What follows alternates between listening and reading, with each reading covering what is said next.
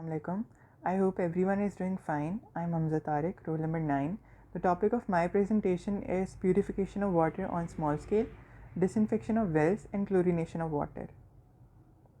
Let's start with purification of water on small scale, which comprises of two methods: household purification of water and disinfection of wells. Household purification of water. Generally, three methods are used, which are boiling, chemical disinfection, and filtration. There are certain other methods as well: ultraviolet radiation and multi-stage reverse osmosis purification of water. Boiling. As we all know, for boiling, we use heat to boil water and kill most of the life forms in it. Boiling का एक बहुत बड़ा फ़ायदा ये है कि हम उसमें मेजरली जितनी भी लाइफ फॉर्म्स हैं उनको किल कर रहे होते हैं, लेकिन उसका एक साथ डिसएडवांटेज भी है। वो ये है कि कोई रेजिडुअल प्यूरिफिकेशन ऑफ वाटर नहीं मिलती हमें।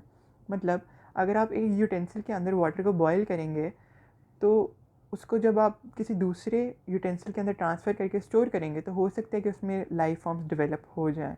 इसलिए बेहतर है कि आप जिस यूटेंसिल के अंदर वाटर को बॉयल करें उसी के अंदर स्टोर करके भी रखें।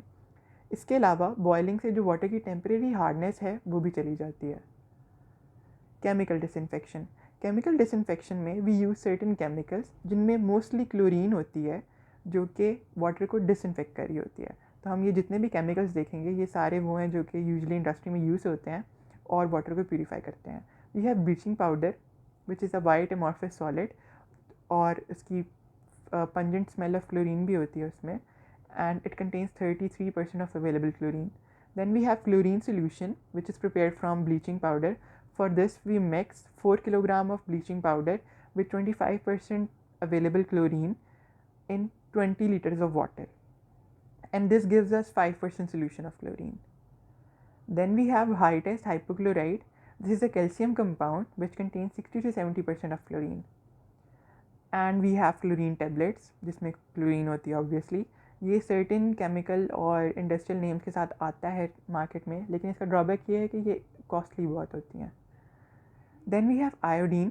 आयोडीन को हम इमरजेंसी में यूज़ करते हैं डिसइंफेक्शन ऑफ वाटर के लिए, बिकॉज इसका जो सस्पेंशन टाइम होता है वाटर में इट इज़ 20 to 30 मिनट्स, जबकि क्लोरीन का 1 आवर होता है।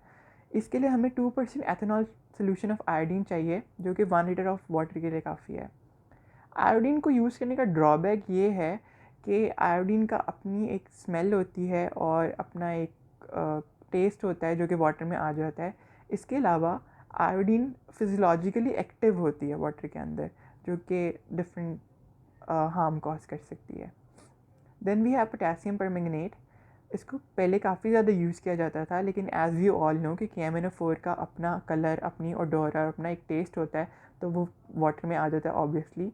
ऑल्सो KMNO4 का जो डिसइंफेक्शन एक्शन है वो बाकी कंपाउंड जैसा नहीं है, तो it's no longer used. Then comes filtration. Filtration के लिए हमें पता है कि हम एक कोई मेम्ब्रेन यूज़ करते हैं या चेम्बर यूज़ करते हैं, जिसमें से जो सस्पेंडेड सॉलिड पार्टिकल्स होते हैं या इवन बैक्टीरिया होते हैं वो फ़िल्टर आउट हो जाते हैं पानी से।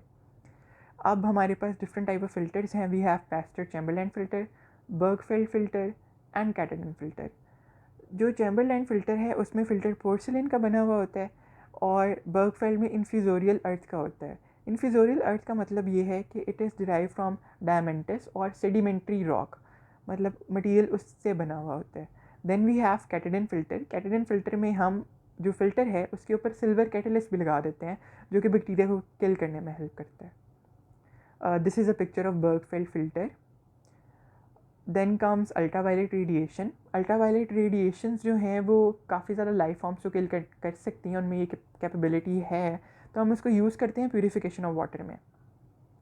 For this we make a 120 millimetre thick water film, जिसको हम गुजारते हैं मर्करी वेपर आर्क लैम्प से, जो कि अल्ट्रावायलेट रेडिएशंस इमिट करती हैं 254 नैनोमीटर की, और इनफ होती हैं वाटर को प्यूरीफाई करने के लिए। इसके एडवांटेजेस बहुत ज़्यादा हैं, बिकॉज आप इसमें कोई फॉरेन मटेरियल नहीं डाल रहे वाटर के अंदर, या फिर कोई नई चीज़ नहीं एंटर कर रहे, जिसकी वजह से कोई नया कलर टेस्ट डेवलप नहीं होता वाटर के अंदर। लेकिन इसका डिसएडवांटेज भी है, वो ये है कि कोई रेजिडुअल सब्सटेंस नहीं मिल रहा आपको, तो आपको पता नहीं है कि ये मेथड कितना एफिशिएंट है और वाटर कितनी हद तक प्यूरीफाई हो गया है। इसके अलावा जो इंस्ट्रूमेंट्स यूज़ होते हैं they are quite costly. Then we have multi-stage reverse osmosis purification of water. इसमें हम एक पूरा सेटअप यूज़ करते हैं जिसमें मल्टी स्टेजेस के ऊपर वाटर की जो अंदर सब्सटेंसेस डिज़ोल्व्ड हैं वो भी रिमूव होते हैं, उसकी हार्डनेस भी ख़त्म की जाती है और उसके अंदर जितने भी माइक्रो ऑर्गेनिज्म हैं उनको भी किल किया जाता है।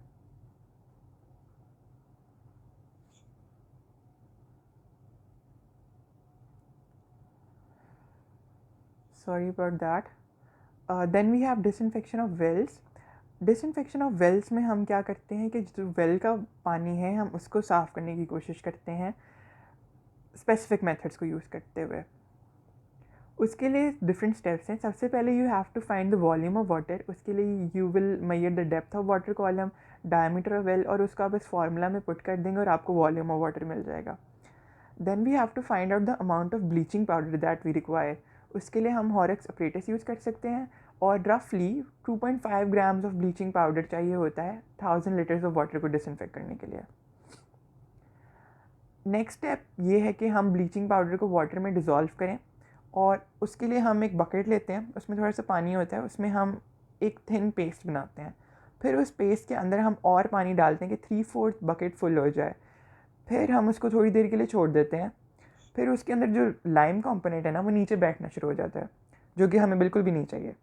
फिर हम जो ऊपर वाला सोल्यूशन है उसको हम एक और बास्केट के अंदर बकेट के अंदर ट्रांसफ़र कर देते हैं। फिर इस बकेट को हमने वेल के अंदर सस्पेंड करना है, तो हम बकेट को वेल के अंदर डालते हैं, सस्पेंड करते हैं वाटर के लेवल से थोड़ा नीचे तक, ताकि वहाँ तक जो क्लोरीन कंपोनेंट है वो पहुँच जाए। फिर हम उसको मिक्स करते हैं अच्छी तरह से वहाँ पर, ताकि क्लोरीन अपना एक्शन कर सके। जो कॉन्टेक्ट पीरियड है वो कम से कम 1 आवर होना चाहिए वाटर और जो हमने क्लोरीन डाली है, ब्लीचिंग पाउडर डाला है उसके दरमियान। इसके बाद हम एक टेस्ट करते हैं which is orthotolidine arsenide test. This test is very useful. इसमें हम एक इंडिकेटर यूज़ करते हैं विच इज़ ऑर्थोटोलिडीन, जो कि क्लोरीन की कंपोनेंट के साथ येलो कलर देता है। और जितना क्लोरीन का कंपोनेंट होगा, हमारे पास एक स्केल होता है जिस पे हम देख सकते हैं कि वो कितनी ज़्यादा हमें कलर दे रहा है।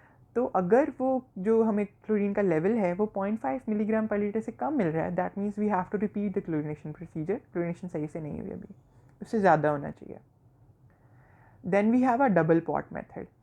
उसमें हमने बाहर बनाया था सब कुछ और फिर उसके अंदर डाल दिया था, फिर सब कुछ मिक्स कर दिया था और फिर पानी निकालना शुरू कर दिया था। वो प्रोसीजर करने में वो लिमिटेड टाइम के लिए होता है। तो उस प्रोसीजर के अलावा अगर हमने जल्दी कोई काम करना हो तो उसके लिए हम ये डबल पॉट मेथड यूज़ करते हैं। इसमें हम 2 पॉट लेते हैं, एक इनसाइड होता है और एक आउटसाइड होता है। As you can see in the diagram, जो इनर पॉट है उसके अंदर हम ब्लीचिंग पाउडर और सैंड डालते हैं और थोड़ा सा वाटर भी होता है उसके अंदर इन सबको मिक्स करने के लिए।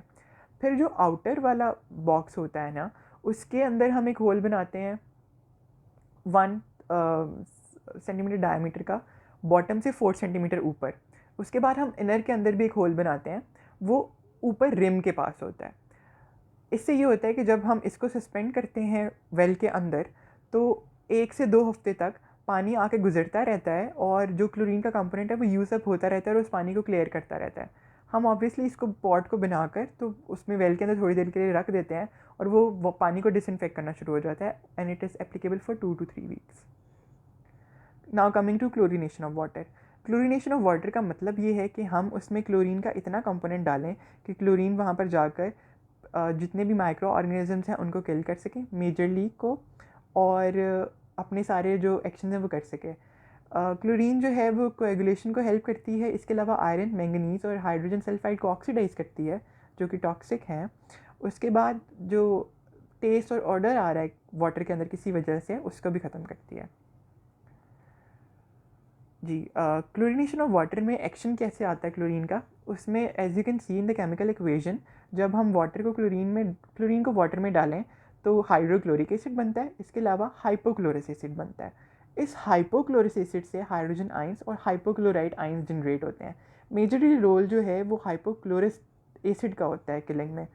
और at the pH of 7, water की जो पीएच होती है नॉर्मली, अगर उस पर हम क्लोरीन को डालें, उससे जो हाइपोक्लोरिक एसिड बनेगा that can kill 90% of the substances और इसको प्यूरीफाई कर सकता है। लेकिन जैसे जैसे ये पीएच बढ़ती चली जाएगी, वी नो कि फिर पीएच बढ़ने से हाइपोक्लोरिक एसिड जो है वो डिसोसिएट होगा और हाइपरक्लोराइड आइंस बनना शुरू हो जाएंगे, तो उसकी एफिकेसी उतनी नहीं रहेगी। लेकिन लकीली जितने भी हम वाटर लेते हैं उनका जो पीएच का रेंज होता है वो 6.9 से 7.5 के अंदर ही आ रहा होता है। अब क्लोरीनेशन के कुछ प्रिंसिपल्स हैं। उसके लिए जो आपका पानी है वो क्लियर होना चाहिए और इसमें कोई टर्बिडिटी नहीं होनी चाहिए।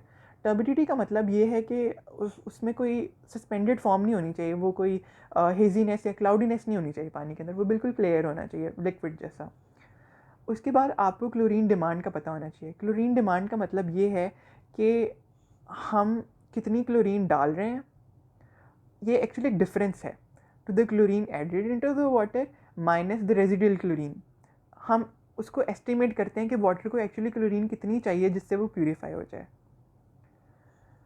उसके बाद कॉन्टैक्ट पीरियड ऑफ क्लोरीन वो होता है एटलीस्ट 1 आवर, उसके अंदर बैक्टीरिया को किल करना होता है उसने। उसके बाद जो फ्री क्लोरीन की कंसनट्रेशन है ना, वो मिनिमम 0.5 मिलीग्राम पर लीटर होनी चाहिए after 1 hour at the given temperature and pH। उसके बाद आपको कैसे पता लगेगा कि ये कितनी हमें जो है वो क्लोरीन डिमांड कितनी है और वो रेजिडुअल क्लोरीन किस तरह आ रही है। उसके लिए आप सबसे पहले जो है वो ये चेक करेंगे कि वहाँ पर जो स्पेसिफिक वाटर है उसको कितनी क्लोरीन चाहिए होती है प्योरीफिकेशन के लिए। इसके लिए हम ये चेक करते हैं, हम क्लोरीन डालते हैं पानी के अंदर और एट दैट पॉइंट जब क्लोरीन यूज़अप हो जाए और रेजिडुअल आना शुरू हो जाए, that is called the break point. उसके बाद आप चेक करते हो कि कितनी ज़्यादा क्लोरीन एक्सेस बनना शुरू हो गया है, इससे आपको रेजिडुअल वैल्यू मिल जाती है। इन सब वैल्यू से आप एस्टिमेट करते हो कि आपको एक्चुअली क्लोरीन डालनी कितनी है पानी के अंदर। फिर है मेथड्स ऑफ क्लोरीनेशन। मेथड्स में we have chlorine gas, obviously हम गैस यूज़ करते हैं, लेकिन उसका एक ड्रॉबैक ये है कि क्लोरीन जो है वो आइस के लिए पॉइजनस होती है, तो हमें कोई इक्विपमेंट चाहिए जिसमें हम क्लोरीन डाल सकें। नॉर्मली पेटरसन्स क्लोरोनॉम होता है जो कि हम यूज़ करते हैं क्लोरीन गैस को एक स्पेसिफिक इंस्ट्रूमेंट से गुजारते हुए ताकि वो आइस को डैमेज ना करे। Then we have chloramine. Chloramine जो है वो लूज़ कंपाउंड है क्लोरीन और अमोनिया का, लेकिन उसका मसला ये है कि उसका एक्शन बहुत स्लो है। देन वी हैव परक्लोरोन जो कि हाइटेस हाइपोक्लोराइट है, जो कि हमने पहले भी बात किया है, जिसमें 70% ऑफ अवेलेबल क्लोरीन होती है। ब्रेक पॉइंट ऑफ क्लोरीनेशन मैंने अभी थोड़ी देर पहले बताया कि वो पॉइंट जब आपका जो क्लोरीन आपने ऐड की है वो वाटर में प्यूरिफिकेशन कर दे और उसके बाद जो एक्सेस ऑफ क्लोरीन है ना वो आना शुरू हो जाए, रेजिडुअल क्लोरीन आना शुरू हो जाए। The point at which the residual chlorine appears and when all combined chlorines have been destroyed is the break point. इसमें जब और क्लोरीन आप डालते जाओगे तो दैट इज सुपर क्लोरीनेशन। उसके बाद आप डीक्लोरीनेशन करते हो बिकॉज इसमें आप एक्सेस आ गया है। It comprises the addition of large doses of chlorine to the water and removal of excess chlorine after disinfection। हम जो हेवीली पोल्यूटेड वाटर्स हैं उनके लिए हम ये टेक्निक यूज़ करते हैं, पहले ज़्यादा क्लोरीन, उसके बाद हम जो रेजिडुअल क्लोरीन है उसको हम निकाल देते हैं बिकॉज उसकी जो केमिस्ट्री है ना पोल्यूटेड वाटर की वो चेंज होती रहती है। All right, that's all. Thank you so much for listening.